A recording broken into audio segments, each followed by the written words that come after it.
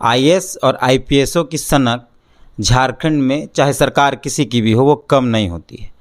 चाहे सरकार रघुवर की थी तब भी कई आईएएस और आईपीएस का दबदबा पूरे सिस्टम पर कायम था, और सरकार चाहे अब हेमंत सोरेन की है तब भी कई आईएएस आईपीएसओं का दबदबा जिंदा है। आज भी गलत हैं सही हैं उसके बावजूद भी नेता आते हैं जाते हैं, नेताओं का दबदबा पार्टियों के हिसाब से होता है। मतलब अगर बीजेपी की सरकार है तो बीजेपी से जुड़े जितने नेता कार्यकर्ता हैं उनका दबदबा रहेगा।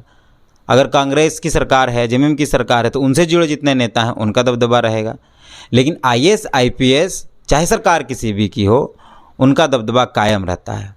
इन्हीं सब मसले पर कई नाम हैं, छवि रंजन है, पूजा सिंघल, आप इनको जानते हैं। एक नाम जुड़ता है और अनुराग गुप्ता, इस नाम को शायद आप जानते होंगे, थोड़ा ध्यान कीजिएगा तो याद आ जाएगा। रघुवर दास की सरकार थी, इनका दबदबा बहुत मजबूत था। राज्यसभा वाले मामले में राज्यसभा चुनाव के दौरान पे हॉर्स ट्रेडिंग को सपोर्ट करने का भी आरोप लगा। मामला न्यायालय में आज भी है कि कैसे वो एक ऑडियो भी आया, एक वीडियो भी आया कि कैसे वो धमका रहे हैं पूर्व मंत्री योगेंद्र शाह और उनकी पत्नी को, जो विधायक थी उनकी पत्नी को, और कैसे चीज़ों को मैनिपुलेट किया जा रहा था। ये आपने सुना ऑडियो में। अब एक नया मामला आया है कि अनुराग गुप्ता पर फिर एक आरोप लग रहा है कि वो एक पिटिशनर को धमका रहे हैं। एक मामला कोर्ट में गया है, क्रिमिनल रीट फाइल किया गया है और उसमें ये कहा गया है कि अनुराग गुप्ता पर एक केस है जो जगन्नाथपुर थाना पीएस केस नंबर 154/18 है और जिस पर सीआईडी की जांच चल रही है, ऐसा कहा जा रहा है। ये आरोप अनुराग गुप्ता पर लग रहा है कि उनके ऊपर खुद सीआईडी की जांच चल रही है और उनको सीआईडी का डीजी बना दिया गया है। मतलब इसी मामले को लेकर एक क्रिमिनल रीट डाला गया है। अब आप खुद ही सोचिए कि आप पर ही जांच है और आप जो कम एजेंसी जांच करेगी उसके प्रमुख बने हैं, तो जांच का दायरा किस तरफ जाएगा या कितना बड़ा होगा आप समझ सकते हैं। बाकी हम फिलहाल अभी दानियल दानिश हैं हम लोगों के साथ, और यही वो व्यक्ति हैं जिन्होंने ये क्रिमिनल रीट झारखंड उच्च न्यायालय में फ़ाइल किया है। और इनकी मांगे क्या हैं? फिलहाल दानियल दानिश को धमकियां आ रही हैं, धमकी दी जा रही हैं। दानियल दानिश लिखते भी हैं, मतलब बताते भी हैं कि उनके करीबी जो रिटायर्ड डीएसपी हैं, नेहाल नाम है उनका, जो सीआईडी रिटायर्ड डीएसपी हैं, उनके माध्यम से इनको धमकियां दी जा रही हैं और ये कहा जा रहा है कि सही तुम्हारे साथ नहीं होगा। धमकियों में जो भी होता है तो अनुराग गुप्ता के खिलाफ जो क्रिमिनल रीट की हो उसको वापस ले। मिलते हैं दानियल जी से और समझते हैं पूरे मसले को। स्वागत है आपका, जोहार। धन्यवाद। पहले तो छोटा एक परिचय दे दीजिए। मैं दानियल दानिश हूँ, जमशेदपुर का रहने वाला हूँ। जनहित के मुद्दे पे मुखर रहता हूँ और भ्रष्टाचार, नक्सलवाद, आतंकवाद के विरुद्ध एक छोटी सी लड़ाई लड़ता रहता हूँ। ये अनुराग गुप्ता जी के ऊपर एक क्रिमिनल रिट हमने किया है जो कि जगन्नाथपुर थाने पीएस में 154/18 में दर्ज है। और इत्तेफाक की बात यह है कि सीआईडी उसकी जांच कर रही है, धीमी गति से कर रही है। स्वाभाविक है, धीमी गति से इसलिए कर रही है कि वो खुद ही उसके मुखिया हैं आज के समय में। सीआईडी ही उस केस का जांच कर रही है और अनुराग गुप्ता जी खुद उसी एजेंसी के डीजी हैं। इसलिए आपको लगता है कि जांच में मज़ा नहीं आ रहा? जांच में मज़ा कैसे आएगा अगर आप ही वकील, आप ही जज, आप ही, तो फिर क्या ही बचता है। तो आपको शायद धमकी उमकी आ रहा है, कोई ऑडियो भी? देखिए, हमें काफ़ी प्रेशर मेरे ऊपर बनाया जा रहा था। कुछ सीआईडी के ही एक्स अफसर, कुछ सीआईडी के अफसर, कुछ जमशेदपुर के लोकल लोग जो मतलब थ्रेटेड क्रिमिनल टाइप के लोग हैं, उनके माध्यम से कि आप एनओसी ले लीजिए मेरे एडवोकेट को दे दीजिए। मैं उनसे लगातार कहता रहा कि मैं नहीं कर सकता। फिर उन लोगों ने मुझे बहुत प्रेशराइज करने का कोशिश किया, तो मैंने अपने अधिवक्ता श्री राजीव कुमार जी को सूचित किया कि भाई ऐसी ऐसी बात है। तो उन्होंने मुझसे कहा कि आप ऑडियो बना लो और ऑडियो के माध्यम से फिर हम कोर्ट को संज्ञान में लाएंगे कोर्ट के। तो फिर हमने उसको चूँकि हमें वो रात के 12 बजे, सुबह, दिन, दोपहर, और आप समझ सकते हैं कि पुलिस वाले ही जब लोग आते हैं तो एक आम आदमी के ऊपर क्या बीतता होगा। तो वो हमें हर तरह से डराने की, धमकाने की, कि मैंने बहुत इनकाउंटर्स किए हैं, मैंने ये किया है, मैंने वो किया है। उन्होंने मुझे बहुत खुद प्रेशराइज इस किया। बात को कहा या किसी के थ्रू कहलवाया? वो उनके ये सारे चीज़ों को लीड कर रहे थे एक मोहम्मद निहाल करके हैं, वो सीआईडी के डीएसपी होकर रिटायर किए हैं। ये मैंने माननीय झारखंड न्यायालय के समक्ष संज्ञान में इस बात को लाया भी है, और कई वॉइस रिकॉर्ड और कई मैसेज और कई कॉल का मैंने डेटा जो है झारखंड हाई कोर्ट के समक्ष दिया है। और आज भी ये लोग मेरे पीछे पड़े हुए हैं, ये लोग मेरी स्क्रूटनी करवा रहे हैं, मुझे पता चलता रहता है, मुझे मेरा पीछा होता है, मेरी स्क्रूटनी होती है, और मेरे लोगों से पूछा जाता है कि इसका कोई केस है, इसको किसी भी तरह ट्रैप कराओ, इसको डराओ धमकाओ, इसको एलिमिनेट करवाना है, किसी भी तरह से इसको कहीं डैमेज करना है। तो ये सारी चीज़ें आज भी, अभी इवन दिन में मेरे साथ एक वाक़या हुआ है, तो उसका भी सूचना मैंने राजीव कुमार को दिया है।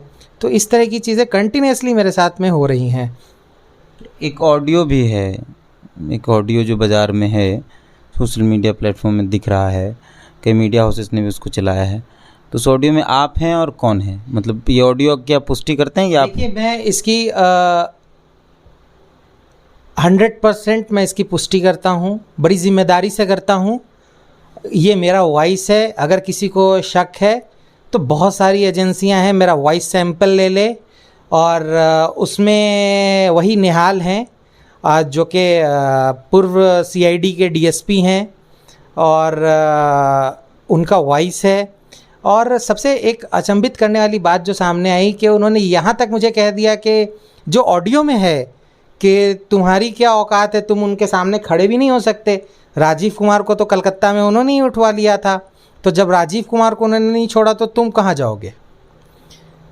तो इस तरह से वो ऑडियो मेरा ही है, मेरे से मैंने उसको झारखंड हाई कोर्ट के समक्ष लाया है। चूँकि मैं निष्ठा के साथ अपना कर्तव्य समझता हूँ कि अपने मिट्टी के लिए कुछ करूँ, और संघर्ष करता आया हूँ, संघर्ष करता रहूँगा। किसी के धमकी से या किसी के थ्रेट से मैं डरने वाला या पीछे हटने वालों में से नहीं हूँ। तो इतने बड़े आईपीएस के खिलाफ आप निकले हैं, मतलब उनका जांच चल रहा है, उस पर झारखंड हाई कोर्ट की नज़र पड़े, इस पर आप PIL किए हैं? नहीं, वो क्रिमिनल रिट है। क्रिमिनल रिट है जी, तो वो जांच हो बोल के? हाँ, सबसे पहले तो डीजी अनुराग गुप्ता साहब को उस पद से हटाया जाए, क्योंकि जिस एजेंसी के वो मालिक हैं वही एजेंसी उनकी जो ऊपर जांच कर रही है। तो ये तो कहीं से नहीं बनता कि वो उस पद पे बने रहें, और उनके ऊपर कानूनी कार्रवाई होनी चाहिए।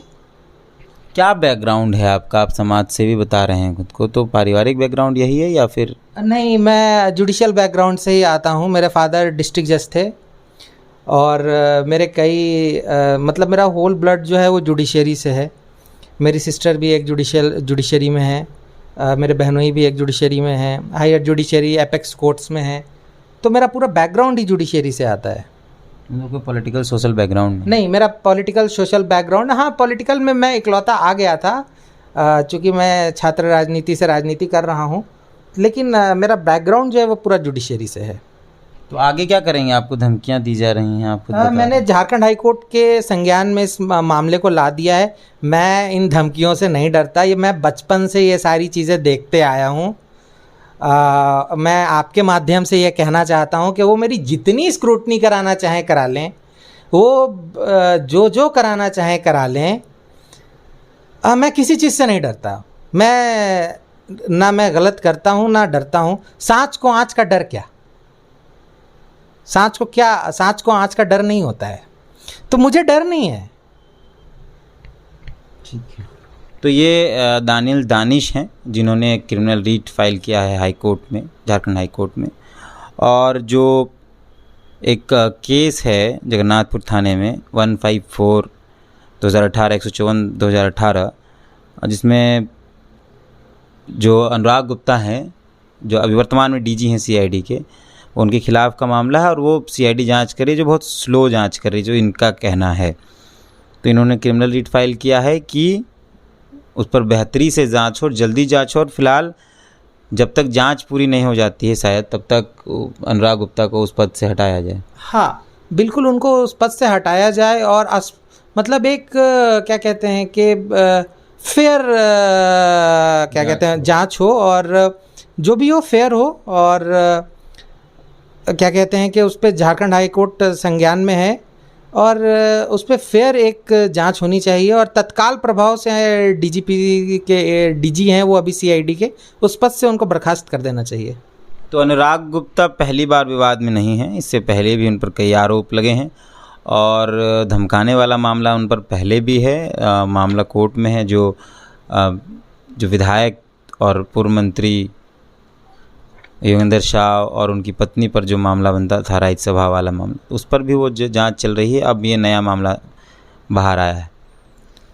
पूरे मामले को आप समझिएगा जब मामला न्यायालय में है। कोई डेट वेट का है कुछ मामला? अभी तक तो डेट नहीं है, हमको लगता है नेक्स्ट वीक में टेकअप होगा।